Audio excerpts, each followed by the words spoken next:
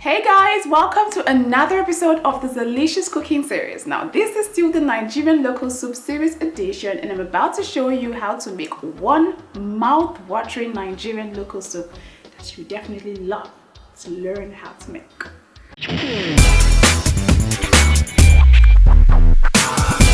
Today I'm going to show you how to make Ofe-Onugbu soup, also popularly known as bitter leaf soup. Now this soup originates from the eastern part of Nigeria and it is mostly consumed by the Igbo people. But all the tribes have actually fallen in love with this dish as well, and there's nothing else to love about it.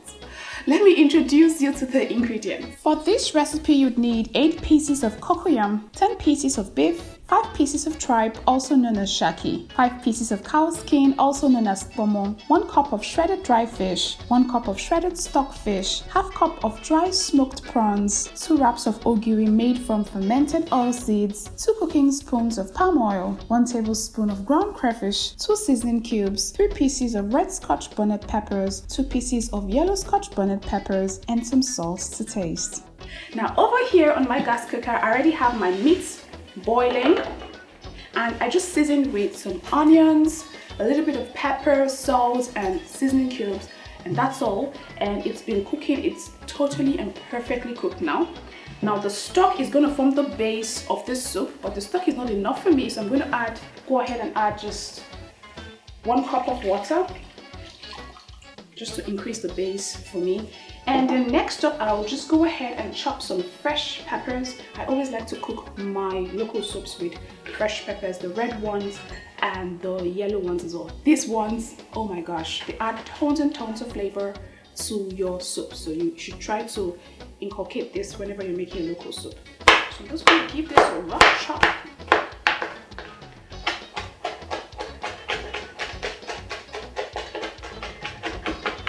Okay, so everything goes right into.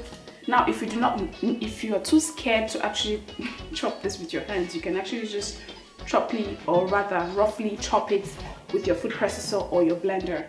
That's also okay. So everything goes right there. So also in this pot, I'm also going to throw in my palm oil. Just everything goes right in, and I'm also going to add this local seasoning called ogili. They call it ogiligo. It's actually a local seasoning that is grown or that is produced in Nigeria. I really don't know where this thing is produced from, but this thing right here adds loads and loads and loads and loads and loads and loads of flavor to whatever Igbo local soup you're making. So the ogili goes right in, and it's going to melt as the soup as this boils. Now the reason why I'm going to leave this to boil for about 5 to 8 minutes, and the reason why I'm allowing it to boil is so that the palm oil can just dissolve right into the liquid mixture, and so that it doesn't curdle the tongue while you're eating it. You do not want to have that I don't know, it feels like a slappy effect, like when you eat it, it's obvious that you're eating some local dish. When you boil it down for a while, for about 5 to 8 minutes, you won't have that effect on your tongue. So it's very important that you allow it to boil for about 5 to 8 minutes before you continue with the cooking process. Now while this is boiling over here, I'm just going to come here and talk about this bitter leaf right here. Now this used to be the hardest part of this soup for me, and this usually, like literally, used to make me run away whenever my mom is making it. But guess what guys, I realized that they actually sell the processed bitter leaf in the local market, and when I finally realized that, I was the happiest girl on planet Earth. So this one is actually from the market. I bought it from the market, and I actually tasted it to be sure that there was no more bitter taste, and there's no bitter taste at all. I got back home and I just washed it with some hot water and all. But I'm still going to further chop this because it's really looking so big and so large, and I don't like the way it's looking. So I'm going to just finely chop it with my knife. So I'm just putting a handful on the chopping board, and just, the leaves are so hard. Now for those that live outside Nigeria and might not be able to get bitter leaf, I think they sell the dry ones outside Nigeria. If you go to a Nigerian local market over there, wherever you may live, you can use the dry ones as well. They work totally and perfectly fine. So I want it to be really fine and tiny. because to me, I think that's where the beauty of the soup lies. Okay. Okay, so it's time to bring in the cocoyam.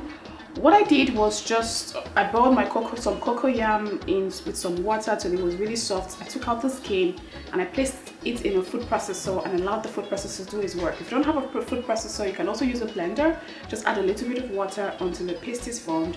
If you don't have a blender, you can use a mortar and a pestle and just pound it.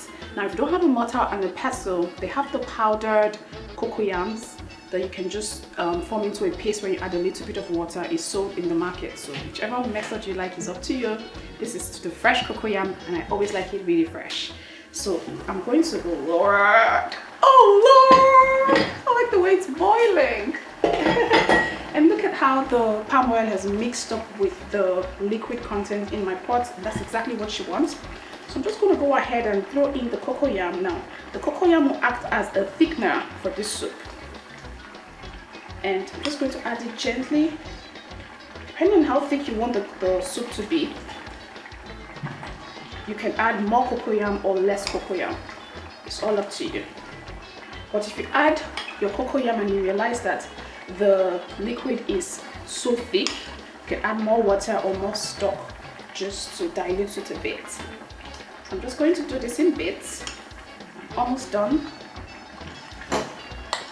This is the last scoop, and I'm just going to give it some time, about 5 minutes, to dissolve completely into the liquid. I'm not going to touch it, it will dissolve naturally on its own. Just cover it, and while this is happening, you can go ahead and wash up some stuff. Remember I said that it's better for you to clean up as you go, as you cook, instead of waiting till you're done with the cooking process before you clean. So as you make a mess, like I've made a mess now, I'm heading over to the sink. Let's just clean this out and then come back and check on my food again. I'll see you all in a bit. Okay, so you can see that the cocoyam is totally dissolved and it's now so thick. Not so thick though. It will still thicken up as it cooks. So I'm going to proceed to throw in some seasoning cubes, and that's just for some taste, and some crayfish. You can't make any Nigerian local soup without adding crayfish. I think that's a total no-no. And of course some chili pepper. I know I added some fresh pepper before, but remember it's all about hot and spicy in my kitchen. And of course I have some dried prawns that I'm going to put in here as well, just because I like the taste of it. J-Dot doesn't want me to put the dried prawns because it's like he's not so used to it, and I'm like, guy, don't worry, by the time you have a taste of this dish, you understand why I decided to put in the dried prawns. So not so much, I don't want to overcrowd the pot, because I have some dry fish, that's some stock fish as well that I've shredded, sorry, smoked fish that I've shredded. I'm just going to put little bits because I don't want to overcrowd the pot. And of course I have some stock fish as well. These are all the components of Nigerian local soup cooking. There's no stockfish. If there's no smoked fish, you haven't started. So says Winnie. And then finally, I'm just going to sprinkle a little bit of salt. Now this soup is almost as good as done. Maybe just another sprinkle. And I'm going to give it one stir. I'll reduce the heat to medium low, sorry. And I'll give it one good stir just to combine. I already love the way it looks and I love the way it smells. So I'm just going to allow this to cook for another 3 to 5 minutes. Then I'll come back and throw in the shredded bitter leaf. So let's just give it time. My heat of this has been set to medium low. Remember that, okay? Okay, so I think this is done. Done. Now, depending on the consistency you want, I like mine slightly runny. If you like yours thicker, you can actually allow it to cook up for another 5 minutes or 5 to 7 minutes so that it thickens up more. But I think this is the consistency that I love and it's just perfect for me. So what I'm going to do now is just go ahead and throw in all of my shredded bitter leaf. Now, a lot of people like to put a lot of bitter leaf to crowd the soup, but I really do not like to put so much bitter leaf. I still want to see that soupy feel or that soupy look. So, but if you want to have so much bitter leaf in your soup, you can go ahead and add so much more. I think it's actually finer when you don't add so much. But this is actually, the bitter leaf is actually the star of the dish though. It's bitter leaf soup after all. Ofe-Onugbu. Okay, just because it's the star, let me just add a little more. I might end up adding everything up. Okay, let me start again. Okay, I think this is just perfect. Okay, so I'm just going to allow it to cook up for another 2 minutes, and this soup is as good as done. Okay, so I'm giving this one final stir. Don't you like how it looks? Do you know what Judah just told me? He told me that this is the first dish that I'm making without using garlic. And I'm like, oh, that's true. Why didn't I use garlic for this dish? Maybe next time I'm going to try it with garlic. Okay, so this dish is as good as done. I'm just going to turn off the heat and then give it a little bit of a taste. I already know how it's going to taste, so, but this is just for formalities.